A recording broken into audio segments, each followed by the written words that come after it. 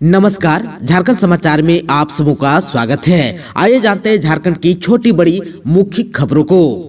सरायकेला के खतियानी जोहार यात्रा में सीएम हेमंत सोरेन ने भरी हुंकार, कहा छीन कर लेंगे अधिकार। खतियानी जोहार यात्रा का 5वां पड़ाव सोमवार को सरायकेला के बिरसा मुंडा स्टेडियम पहुंचा। जोहार यात्रा में शामिल मुख्यमंत्री हेमंत सोरेन ने बीजेपी पर जमकर निशाना साधा। कहा कि 1932 खतियान आधारित स्थानीयता नीति विधेयक राज्यपाल रमेश बैस द्वारा सरकार को वापस करने के मामले में सीएम ने कहा कि यह कोई नई बात नहीं है। राज्यपाल के माध्यम से बीजेपी झारखंड सरकार को परेशान कर रही है। कहा कि यह दिल्ली या अंडमान निकोबार नहीं है, यह झारखंड है। यहाँ सरकार जो चाहेगी वही लागू होगा।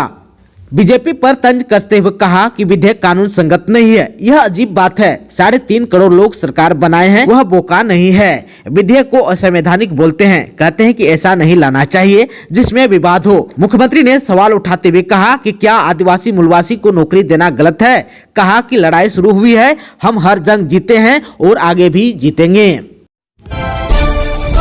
सीएम हेमंत सोरेन ने गंजिया में खरकई नदी पर बराज निर्माण कार्य का किया निरीक्षण।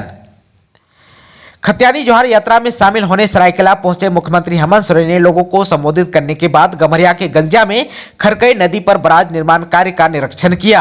आप सबको बता दें कि स्वर्ण रेखा बहुउद्देश्य परियोजना के तहत इस बराज का निर्माण हो रहा है। खतियान आधारित स्थानीयता बिल फिर राज्यपाल को भेजेगी हेमंत सोरेन सरकार, बोले जेएमएम के प्रवक्ता सुप्रियो भट्टाचार्य। खतियान आधारित स्थानीयता विधेयक फिर से राज्यपाल को भेजा जाएगा। झारखंड मुक्ति मोर्चा यानी कि झामुमो के मुख्य प्रवक्ता सुप्रियो भट्टाचार्य ने सोमवार को यह बात राजधानी रांची में कही। राज्यपाल रमेश बैस के द्वारा 1932 के खतियान आधारित स्थानीयता विधेयक को सरकार को लौटाए जाने के फैसले पर उन्होंने ऐतराज जताया। कहा कि यह भाजपा के इशारे पर हुआ है। श्री भट्टाचार्य ने बीजेपी को बाहरी जनता पार्टी करार दिया। झामुमो प्रवक्ता ने कहा कि यह बाहरी लोगों की साजिश है। झारखंड के सीएम हेमंत सोरेन आज करेंगे जमशेदपुर कोलकाता हवाई सेवा का शुभारंभ। झारखंड के मुख्यमंत्री हेमंत सोरेन आज यानी कि 31 जनवरी को लौह नगरी जमशेदपुर से सिटी ऑफ जॉय कलकत्ता के बीच हवाई सेवा का शुभारंभ करेंगे। मुख्यमंत्री श्री सोरेन सुबह करीब 10 बजे जमशेदपुर के सोनारी एयरपोर्ट पहुंच जाएंगे। यहां पर वह जमशेदपुर कोलकाता हवाई सेवा का शुभारंभ करेंगे। इसके साथ ही जमशेदपुर झारखंड का दूसरा शहर बन जाएगा जहां से विमानों की व्यावसायिक उड़ान शुरू होगी। अभी हवाई यात्रा के लिए लोगों को रांची के बिरसा मुंडा एयरपोर्ट की सेवा लेनी पड़ती है। आप सबको बता दूं कि जमशेदपुर से कोलकाता और भुवनेश्वर दोनों शहरों के लिए हवाई सेवा शुरू हो रही है। जमशेदपुर से कोलकाता का किराया 1999 रुपये रखा गया है।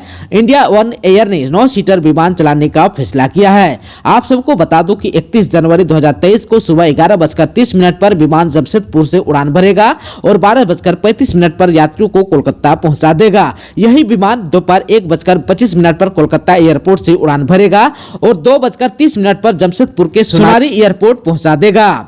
आप सबको बता दूं कि जमशेदपुर कोलकाता विमान सेवा का शुभारंभ करने के लिए मुख्यमंत्री हेमंत सोरेन सुबह 9:45 पर पूर्वी सिंहभूम के जिला मुख्यालय जमशेदपुर स्थित सर्किट हाउस से सड़क मार्ग से रवाना होंगे। वह 9:55 पर सोनारी एयरपोर्ट पहुंच जाएंगे। यहां पर आयोजित कार्यक्रम में शामिल होंगे और जमशेदपुर कोलकाता विमान सेवा का शुभारंभ करेंगे। मुख्यमंत्री 10:30 पर सोनारी हवाई अड्डा से सड़क मार्ग से प्रस्थान कर जाएंगे। जमशेदपुर कोलकाता हवाई सेवा का शुभारंभ करने के बाद मुख्यमंत्री हेमंत सोरेन 10:45 पर जुगसलाई पहुंच जाएंगे। यहां पर वह जुगसलाई ओवरब्रिज के उद्घाटन कार्यक्रम में शिरकत करेंगे। यहां से श्री सोरेन कदमा स्थित DBMS स्कूल सभागार पहुंचेंगे। स्कूल सभागार में सूबे के मुखिया सरायकेला, खरसावां और पूर्वी सिंहभूम की संयुक्त समीक्षा बैठक में भाग लेंगे।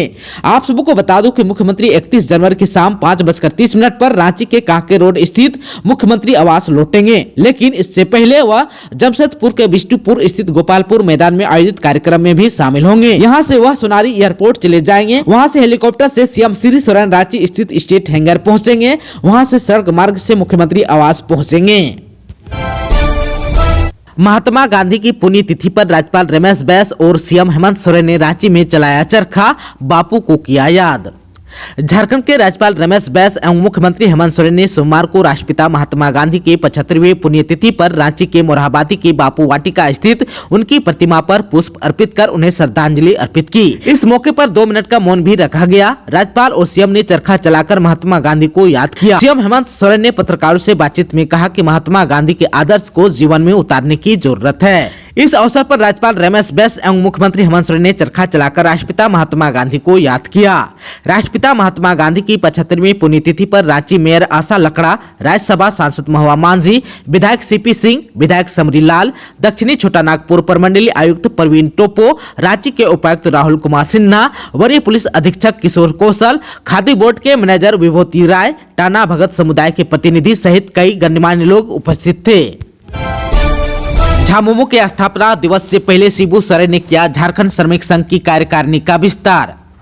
झारखंड मुक्ति मोर्चा के स्थापना दिवस से पहले पार्टी सुप्रीमो दिसम गुरु शिबू सोरेन ने झारखंड श्रमिक संघ की केंद्रीय कार्यकारिणी का विस्तार किया। इसमें रामदास सोरेन, विजय हांसदा और मथुरा प्रसाद महतो को उपाध्यक्ष बनाया गया है। महासचिव, संयुक्त महासचिव, संगठन सचिव, सचिव कोषाध्यक्ष, कार्यालय सचिव के अलावा 10 लोगों को कार्यकारिणी का सदस्य बनाया गया है। नई केंद्रीय कार्यकारिणी समिति में 2 महिलाओं को जगह मिली है।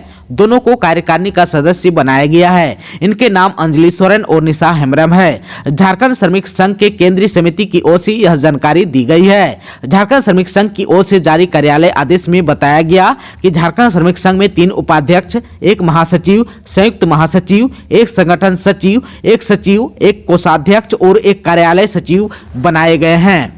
वहीं फागू बेसरा को संघ का महासचिव बनाया गया है। शैलेंद्र कुमार मैथी को संयुक्त महासचिव, विनोद कुमार पांडे को संगठन सचिव और जय नारायण महतो को सचिव बनाया गया है। संजीव कुमार बेदिया को कोषाध्यक्ष और बी सिंह सुरीन को कार्यालय सचिव बनाया गया है।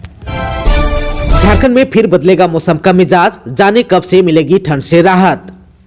झारखंड के मौसम में अचानक से बदलाव होने वाला है। राज्य के उत्तरी हिस्सों में अचानक तापमान 4 से 6 डिग्री के बीच गिरेगा। यह गिरावट पलामू, गढ़वा, लातेहार और लोहरदगा और चतरा जैसे जिलों में होगी। राजधानी रांची स्थित भारतीय मौसम विज्ञान विभाग के वैज्ञानिक डॉक्टर अभिषेक आनंद ने कहा है कि राज्य के इन इलाकों में मौसम एक बार फिर से करवट लेगा। इन इलाकों के अलावा राज्य के मध्य भाग यानी कि राजधानी रांची, रामगढ़, खुट्टी, गुमला और बोकारो भी शामिल है, जबकि दक्षिणी भाग यानी कि पूर्वी सिंहभूम, पश्चिमी सिंहभूम और सरायकेला में भी मौसम में बदलाव देखने को मिलेगा। मौसम विभाग के अनुसार 1 और 2 फरवरी को राजधानी रांची का न्यूनतम तापमान में 3 से 4 डिग्री सेल्सियस की कमी आ सकती है। वहीं मौसम विभाग का कहना है कि 31 जनवरी को न्यूनतम तापमान 14 डिग्री सेल्सियस के आसपास रह सकती है। वहीं 1 और 2 फरवरी को रांची का न्यूनतम तापमान 11 डिग्री सेल्सियस के आसपास रहने का संभावना है। इस दौरान आसमान पूरी तरह से साफ रहेगा और मौसम शुष्क बना रहेगा। इसके अलावा राज्य के ज्यादातर हिस्सों में मौसम ठंड से सामान्य की तरफ बढ़ेगा। उड़ीसा से 2 लाख के गांजे को झारखंड में खपाने की फिराक में थे 2 तस्कर पहुंच गए जेल। झारखंड में शहरी क्षेत्रों के अलावा ग्रामीण क्षेत्रों में भी अवैध द्रव्य पदार्थ का अवैध कारोबार बढ़ता जा रहा है। इसी मामले पर पुलिस द्वारा लगातार छापेमारी अभियान चलाया जा रहा है। इसी के तहत जमशेदपुर के पोटका में गोड़ाबांधा पुलिस को गुप्त सूचना मिली कि उड़ीसा से तस्कर गांजा लेकर गोड़ाबांधा थाना क्षेत्र के अस्ती में बिक्री करने हेतु मोटरसाइकिल से आने वाला है। इसी सूचना के आधार पर वरीय पुलिस अधीक्षक महोदय द्वारा पुलिस उपाध्यक्ष मूसा बनी के नेतृत्व में एक विशेष टीम का गठन किया गया। इस टीम द्वारा पिकेट के सामने छिपकर निगरानी करने लगी। मोटरसाइकिल से एक व्यक्ति सुनसान स्थान पर आकर किसी का इंतजार करने लगा। कुछ ही देर में एक व्यक्ति उसके पास आकर बात करने लगा। दोनों व्यक्तियों की संदिग्ध गतिविधि पाकर पुलिस टीम के द्वारा दोनों व्यक्तियों को पकड़ा गया। पुलिस ने जब मोटरसाइकिल से आए व्यक्ति से पूछताछ की तो उसने अपना नाम सनत सेठी तथा दूसरे व्यक्ति ने अपना नाम रूपक कुमार साहू बताया। उक्त दोनों व्यक्तियों तथा मोटरसाइकिल की तलाशी लेने पर सनत सेठी की पीठ पर बैग के अंदर से 7 पैकेट गांजा तथा मोटरसाइकिल में बंधे 12 पैकेट यानी कि कुल 19 पैकेट पकड़े। जब्त पैकेट में से 19 किलो 700 किलो गांजा बरामद किया गया, जिसका बाजार मूल्य 2 लाख रुपए बताया जा रहा है। मामले पर 2 सदस्य को गिरफ्तार कर न्यायिक हिरासत में जेल भेज दिया। रेलवे का बुलडोजर चलते ही दर्जनों मकान और दुकान हुए ध्वस्त। धनबाद की हिल कॉलोनी में जमकर हुआ हंगामा और विरोध। रेलवे की जमीन पर अवैध कब्जा कर मकान और दुकान बनाने वालों के खिलाफ आरपीएफ और इंजीनियर विभाग ने कार्रवाई शुरू कर दी। कब्जे वाले जगह पर बड़े पैमाने पर आरपीएफ की मौजूदगी में अवैध मकान और दुकानों को तोड़ा गया। अवैध निर्माण पर बुलडोजर चलते सैकड़ों की संख्या में महिलाएं इकट्ठा हो गई और विरोध शुरू कर दिया। भारी विरोध और हंगामे के बीच अवैध निर्माण को ध्वस्त किया गया। रेलवे की ओर से बताया गया कि कई बार नोटिस देने के बाद भी अवैध कब्जा नहीं हटाया गया। रांची के बाहरी इलाकों में सुरक्षा बलों और टीएसपीसी उग्रवादियों के बीच हुई मुठभेड़। झारखंड की राजधानी रांची के बाहरी इलाकों में सुरक्षा बलों और प्रतिबंधित संगठन तृतीय सम्मेलन प्रस्तुति समिति यानी कि टीएसपीसी के उग्रवादियों के बीच रविवार रात भीषण मुठभेड़ हुई। एक पुलिस अधिकारी ने सोमवार को यह जानकारी दी। उन्होंने बताया कि रांची के बुडुम प्रखंड के सुमो जंगल में रविवार रात 8 बजे के आसपास उस समय मुठभेड़ शुरू हो गई जब सुरक्षा बल तलाशी अभियान पर थे। अधिकारी के मुताबिक सुरक्षा बल जैसे इलाके में पहुंचे, टीएसपीसी के उग्रवादियों ने उन पर गोलीबारी शुरू कर दी। रांची के वरिष्ठ पुलिस अधीक्षक किशोर कौशल ने बताया कि दोनों तरफ से करीब 50 राउंड की गोलियां चली। बाद में उग्रवादी अंधेरे का फायदा उठाकर भागने में सफल रहे। उन्होंने कहा कि हमने घटनास्थल से 777 INSUS गोलियां, 7 वाकी टोकी और 8 वाकी टोकी चार्जर बरामद किए हैं। कौशल ने बताया कि मुठभेड़ में किसी के हताहत होने की सूचना नहीं है और झारखंड जुगवार की एक टीम को अभी इलाके में तलाशी अभियान चलाने के लिए रवाना भी किया गया है। पटना में 1 फरवरी को होगी झारखंड के राजद नेताओं की बैठक। गोड्डा के पूर्व विधायक और राजद के प्रधान महासचिव संजय प्रसाद यादव ने बताया झारखंड के प्रदेश पदाधिकारियों और जिलाध्यक्षों की बैठक 1 फरवरी को पटना में होगी। बिहार के उप मुख्यमंत्री तेजस्वी यादव की अध्यक्षता में प्रदेश कार्यालय पटना में आयोजित बैठक में झारखंड के विधायक, पूर्व सांसद, पूर्व विधायक समेत अन्य भाग लेंगे। ये जानकारी प्रवक्ता डॉक्टर मनोज कुमार ने दी। झारखंड के हिट एंड रन मामले में कांग्रेस नेता सौरभ अग्रवाल को 8 साल की सजा, 1 लाख रुपए का लगाया जुर्माना।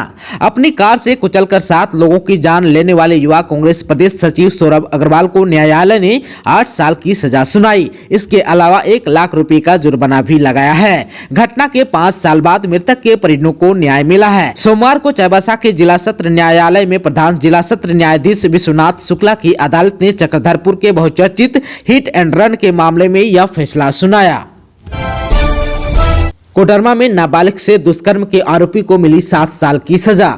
अपर जिला सत्र न्यायाधीश तृतीय तरुण कुमार की अदालत ने नाबालिग के साथ दुष्कर्म के प्रयास की मामले की सुनवाई करते हुए आरोपी खेसमी निवासी बैकुंठ साव को धारा 307 एवं पोक्सो एक्ट की धारा 8 के तहत दोषी पाते हुए 7 साल की सश्रम कारावास की सजा सुनाई। साथ ही आरोपी पर 20,000 रुपए का आर्थिक जुर्माना भी लगाया गया। जुर्माना की राशि नहीं दे जाने पर 1 साल की अतिरिक्त सजा भुगतनी होगी। बता दें कि मरकचो थाना में कांड संख्या 228/13 पोक्सो एक्ट 24/19 के तहत मामला दर्ज किया गया था। कोर्ट में सुनवाई के दौरान अभियोजन पक्ष से एपीपी प्रदीप कुमार मंडल जबकि बचाव पक्ष से अधिवक्ता मोहन प्रसाद ने दलील रखी। कोर्ट ने दोनों पक्षों की दलील सुनने और अभिलेख पर उपस्थित साक्ष्यों को देखते हुए आरोपी बैकुंठ साव को दोषी पाते हुए सजा सुनाई। राष्ट्रीय अनुसूचित जनजाति आयोग की टीम पहुंची लोहरदगा, विभिन्न योजनाओं की समीक्षा करते हुए कही बात। राष्ट्रीय अनुसूचित जनजाति आयोग की टीम सोमवार को लोहरदगा पहुंची। एनसीएसटी सदस्य अनंत नायक की अध्यक्षता में अनुसूचित जनजाति से संबंधित योजनाओं की समीक्षा की। इस दौरान डीसी समेत अन्य अधिकारियों ने जिले में अनुसूचित जनजाति के विकास को लेकर चल रही विभिन्न योजनाओं की विस्तार से जानकारी दी। रामगढ़ के गोला में 4 दिनों से लापता व्यवसायी पुत्र का कुआं में मिला शव। रामगढ़ जिला अंतर्गत गोला थाना क्षेत्र स्थित हाई स्कूल डोभातू के समीप सोमवार को एक युवक का शव बरामद हुआ। इसकी शिनाख्त डोभातू निवासी प्रियांशु प्रसाद के रूप में की गई। यह युवक पिछले 4 दिनों से लापता था।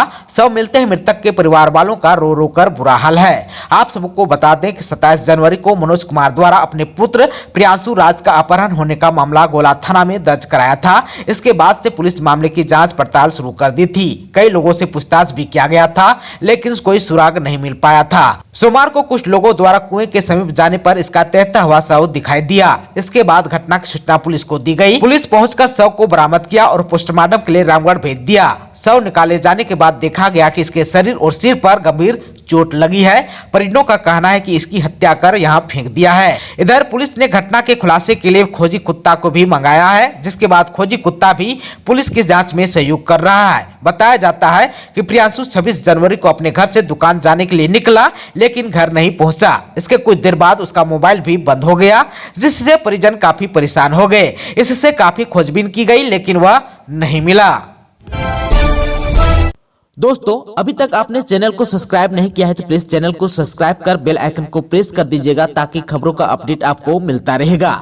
इसके साथ ही आज के खबरों में बस इतना ही। हमें दीजिए इजाजत। नमस्कार।